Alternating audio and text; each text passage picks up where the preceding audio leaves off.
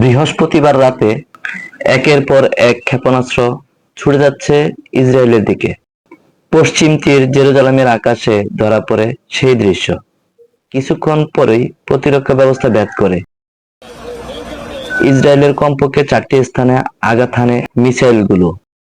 বৃহস্পতিবার ভোর রাত থেকেই ইসরায়েলে বড়সড় অভিযান চালায় ইরান। টার্গেট করা হয় মধ্য এবং দক্ষিণ ইসরায়েলের 4 স্থান, এর মধ্যে 3টি মধ্যাঞ্চল এবং একটি তেল আবিবের কাছাকাছি এলাকা। আইডিএফ এর কমান্ড সেন্টার সহ একটি গোয়েন্দা স্থাপনা ধ্বংসের দাবি করে তেহরান। ক্ষতিগ্রস্ত হলো নামক এলাকার একটি আবাসিক স্থাপনা। দক্ষিণ বীরশেবায় একটি হাসপাতালে সরাসরি আঘাত হানে ইরানের ক্ষেপণাস্ত্র। পাশাপাশি শক ওয়েভের কারণে মারাত্মক ক্ষতিগ্রস্ত হয় ভবনটি। ভেঙে পড়ে ছাদের একাংশ। ব্যাপক ক্ষতির কথা স্বীকার করলেন প্রধানমন্ত্রী নেতানিয়াহু।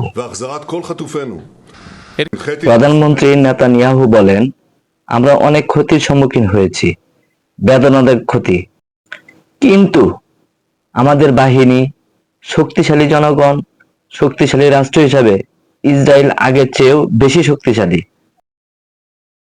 মন্ত্রণালয়গুলোকে নির্দেশ দিয়েছি যাতে ক্ষতিগ্রস্ত সকলকে সহায়তা দেওয়া হয়।